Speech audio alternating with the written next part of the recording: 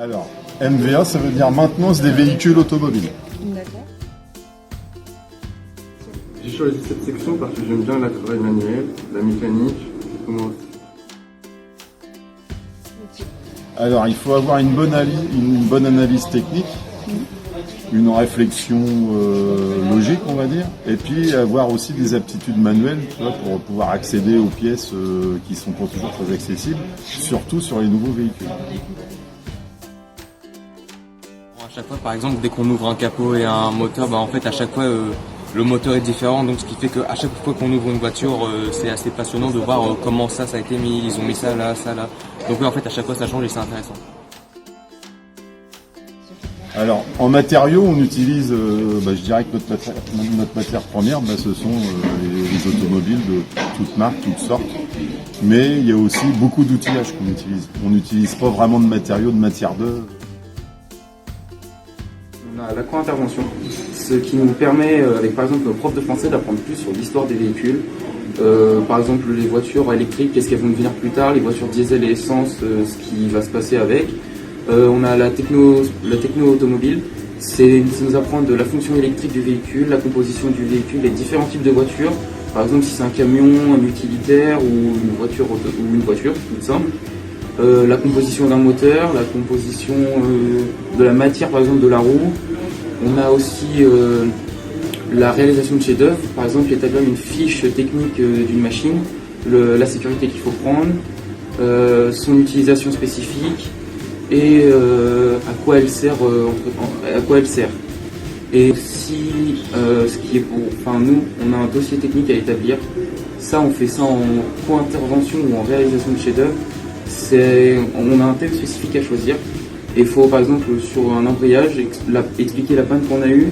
Et il faut dire à quoi sert l'embrayage, quelle est sa composition, quelle est la panne, comment on remplace la panne, et ainsi de suite. Et c'est vraiment les seules matières spécifiques qu'on a. En plus de l'atelier. À l'atelier, on travaille sur les véhicules. Par exemple, là, on fait un cours sur l'électricité. Après, on va l'appliquer en atelier. Alors notre enseignement, je dirais qu'il est en deux parties. Il y a une partie enseignement pratique, comme aujourd'hui, là où ils font de l'atelier, là ils vont faire des interventions sur des systèmes de freinage, sur de l'électricité, sur plein de choses. Et puis il y a une autre partie où là on va acquérir plein de connaissances techniques, ce qu'on appelle la techno. Où là ça va être plus la formation théorique. Et là par contre il n'y aura pas le choix, c'est qu'il va falloir apprendre. Alors, il n'y a pas vraiment d'entreprise à conseiller, ce qu'on conseille toujours, plus ils montent dans les études, donc ça veut dire qu'en seconde, ils peuvent aller dans de l'atelier rapide, genre, dans Roto, Midas, où on fait du frein, du pneu, des trucs comme ça, des trucs assez génériques. En première, il va falloir commencer à se rapprocher de garages plutôt concession, il va y avoir des choses plus techniques à faire que des petites interventions simples. Et en terminale, et ça j'en parlerai tout à l'heure, si je me rappelle bien dans les questions, en terminale, il y a un dossier technique à monter. Donc ça va être un truc plus compliqué, où il va falloir aller dans des entreprises où il y a quand même une demande de connaissances technologiques et d'intervention sur des trucs beaucoup plus technologiques. J'ai effectué la plupart de mes stages dans le garage Mendes, situé à Contenay, où j'ai appris pas mal de choses, donc j'ai également pu faire pas mal de choses. Je suis passé dans ma période de stage dans un garage qui est situé. C'est un garage toute marque, on a réparé tout type de voitures. Et franchement, ça s'est bien passé. Pourquoi je suis venue dans cette session parce que c'est une vocation, on va dire, c'est le métier que mon père fait actuellement et depuis, on va dire, une bonne dizaine d'années. Ça m'a toujours passionnée, depuis petite je suis avec les voitures, je regarde tout le temps sur quoi ils parlent, etc. en intervention. C'est quelque chose qui me passionne beaucoup et je ne me vois pas faire autre chose, on va dire. Là c'est bon là. Et je trouve que c'est un métier très intéressant. Pouvoir travailler, on va dire.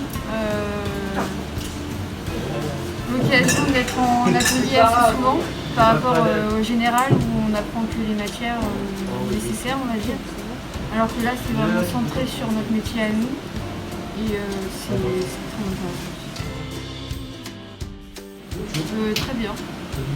J'avais un peu peur au début du fait qu'on était que 2 filles au départ, qu'il y avait beaucoup de garçons, etc. Et il y a beaucoup de préjugés sur les filles. J'avais un peu peur de ça, mais finalement, je suis très bien accueillie. Les garçons sont très sympas et tout. Franchement, il n'y a pas d'ambiguïté ni rien. Alors, en fait, il y a une épreuve pratique. Il y a une épreuve pratique en entreprise. Et il y a principalement un troisième truc qui est le dossier technique, la soutenance de dossier technique. Et maintenant, il y aura, peut-être que vous avez ça aussi, le chef-d'œuvre. Oui. Une épreuve en plus sur le chef-d'œuvre. Automobile, je compte aller en carrosserie peinture en alternance parce que c'est quelque chose qui m'attire aussi énormément. C'est tout simplement parce que moi j'aime bien tout ce qui est vieilles voitures américaines comme françaises des années 80-60. Et pour faire la restauration automobile, il me faudrait un bac de mécanique et de carrosserie, comme ça je peux manipuler la voiture en elle-même. Donc c'est après mon bac, il faudrait que je parte 2 ans au CFA en carrosserie peinture. Et après j'envisage encore au-dessus, c'est tout ce qui est filière en sellerie, pour les sièges, les volants. Vraiment c'est passer un bac de restauration automobile, c'est à Argenteuil, c'est un lycée professionnel privé. Et là-bas il faut un bac faut soit un bac mécanique, soit un bac carrosserie, soit faut un bac plus 2 si je me trompe pas. Et c'est Après le bac, je pense directement aller travailler dans un garage, je pense. Après le bac. Alors, il y a des BTS. Après, il y a le BTS maintenance des véhicules automobiles. Alors là, ça a changé, toutes les dénominations elles ont changé. Mais en fait, c'est perfectionner son bac en 2 ans. De ne pas stresser, d'être curieux, de poser des questions. Et s'ils ont des problèmes, par exemple, moi je suis arrivé cette année, donc en 2e année, et je ne savais rien du tout. Et là, même si je suis carrément parfait, ça va. Donc intéressez-vous, ça va bien se passer. Pour les nouveaux arrivants. Alors pour les nouveaux, si vous êtes passionné par la mécanique, si c'est ce que vous avez vraiment envie de faire, si vous voulez vous plaire là-dedans, salir les mains c'est un grand mot, mais vous salir les mains, avoir une bonne entente avec les gens, avec les clients qui vérifient un bon vôtre, venez. Mais c'est vraiment, si vous venez, si c'est par passion, si c'est par envie de le faire. Et c'est par passion que vous arriverez à rentrer, que vous arriverez à réussir cette filière.